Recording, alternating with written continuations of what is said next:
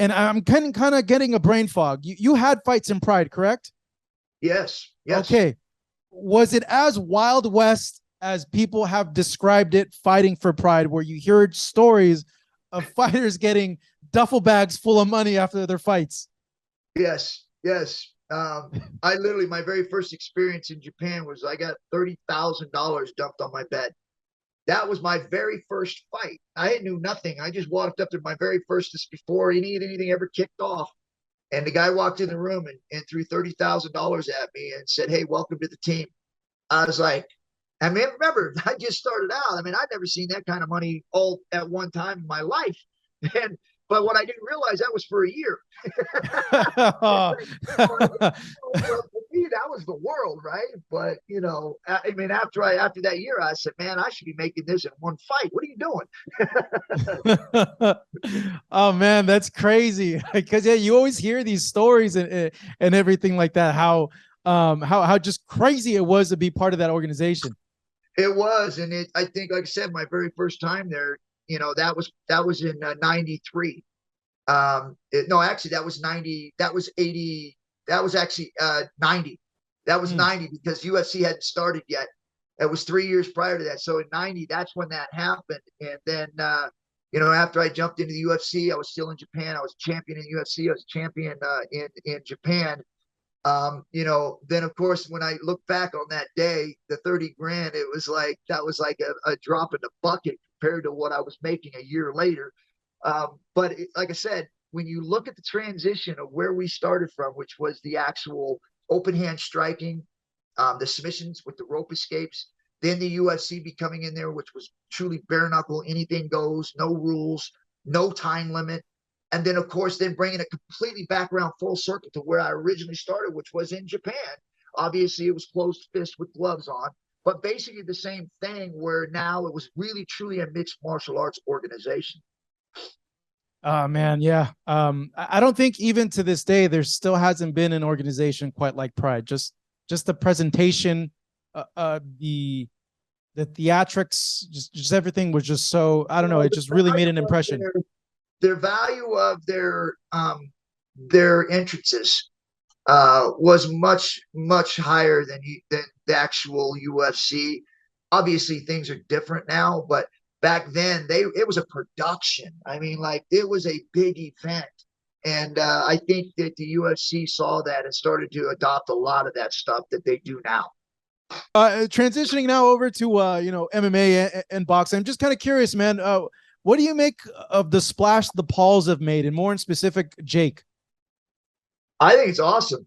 I think a lot of people are too serious when it comes to them as pro boxers or pro fighters. A lot of those guys are angry because they're making money and they're not real fighters, quote unreal fighters, but they're still fighting for real. But here's the thing: you spend so much time on being mad or angry or trying to put them down and saying that you can't do it because you're not real, using all that energy when you should be going, how are they doing it? Like, how are they literally going in with no experience and didn't have to fight amateur and then get in and get ranked, and now all of a sudden they're making more than guys that are holding titles? It's like you're so mad that they're doing it and making money instead of stepping back and going, wait a minute, I'm wasting my energy on the wrong thing here. How are you doing this? And what they're doing is they're creating themselves a platform, making themselves famous through social media, doing all kinds of different stuff, and then stepping in and fighting and then selling hundreds and thousands of tickets because people want to see them fight because of who they are on social media, not because they're a great fighter. Is because they want to watch them because they've seen them on social media and they're getting behind them. And now that Paul has gotten in there a few times with some pretty reputable guys and he's beaten them, now all of a sudden they're starting to look at him as a fighter. And so I think he's done a great job. Like I said, I think a misstep. You don't want to go fight somebody that literally has more experience. Obviously, fighting somebody older, you have a great chance of winning. But those skill sets are the last thing to go. Anderson Silva has got speed. He's got hands. He's got great movement. And so if he has any of a speck of that left, it's going to be a long night. But I like it. I'm going to watch it. I think it's exciting. It's entertaining. It's fun. And for people that are getting mad about it, you got to get off yourself, man, and actually go learn from this. Learn what they're doing. Figure out what it is. A lot of these boxers who are out there fighting and they're on the undercard of these fights, they've got 1,000 followers or 100,000 followers. And you look at them, you go and you realize that if you would promote yourself, you would have 1 million followers or 2 million followers because you're promoting yourself through your own social media platforms. You're engaging with your fans and you're spending time with your fans and you're building yourself up so that when you go fight, you have an opportunity to make more money like the Pauls, but you're not doing that. You're too busy complaining. Would it surprise you if Jake knocks out Anderson? No, not at all. He's got power. I don't think any of this surprises me only because you got an age factor. That's the only thing. Now, if he was 10 years younger, there'd be no question in my mind what would happen. I mean, you're just talking about an amazing fighter who has already gone through the ranks and really beaten some of the best in the world. This is just a real question about whether or not he's still that same fighter. And if it is, it's going to be a good fight. If it's not, we're going to be disappointed. Not for Paul, but for Anderson Silva. You know, being part of the MMA community and, you know, you've put it out there already. Like, you're not a hater of the Pauls. Like, you actually like what they're doing, but because you're a hallowed member of the MMA community, like, does it pull at your heartstrings? Like, do you want to see Anderson win this fight? No, I want to see two guys go in there and perform. I want to see a good fight and the best guy win. That's it. And again, in my opinion, my humble opinion, is that the best fighter is Anderson Silva, but he is an older man, and we don't know what he's going to do. It is a question mark. Jake Paul, we know he is a fighter, he is game, and he's going to bring the fight. So we know this. Is Anderson Silva that guy still? And that's what we'll find out. If he is able to beat Anderson, given from what you stated, all those factors, you know, who else out there does a fight with him interest you in? Like, I know Nate.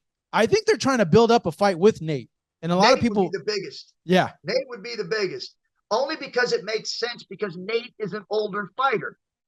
If he goes and tries to fight somebody like he did this last time when the fight got dropped, yeah, to me, with that was a Rahman Jr.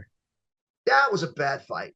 It didn't make sense to me for him to do that fight because it wasn't enough people going to watch it.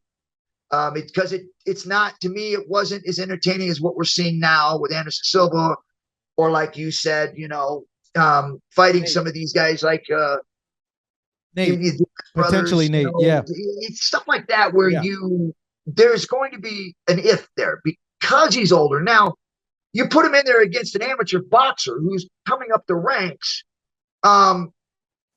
You don't want to see that because you're afraid that Jake's going to get beat by somebody that is not really irrelevant, even though he's a great fighter. So you want to see Jake fight people that have names. Maybe they're a little bit older, not somebody that's in their prime because it's just not fair. But I think stuff like that, where to me, that's an if. Like, now you don't know, you really don't know, like, who's going to win because of an age factor. The skill sets are there. You know, the guy's already done it all. Anderson Silva, he's a champion.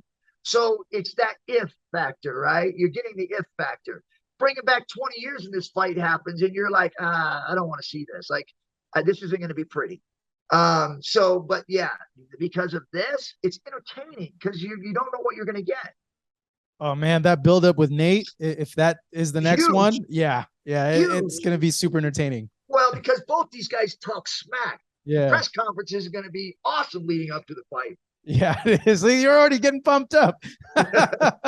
Thank you so much for watching this video, and make sure to subscribe for more videos of your favorite fighters over here on Fight Up TV, and give us a follow online as well at Fight Up TV on Twitter and on Instagram. We appreciate it, guys.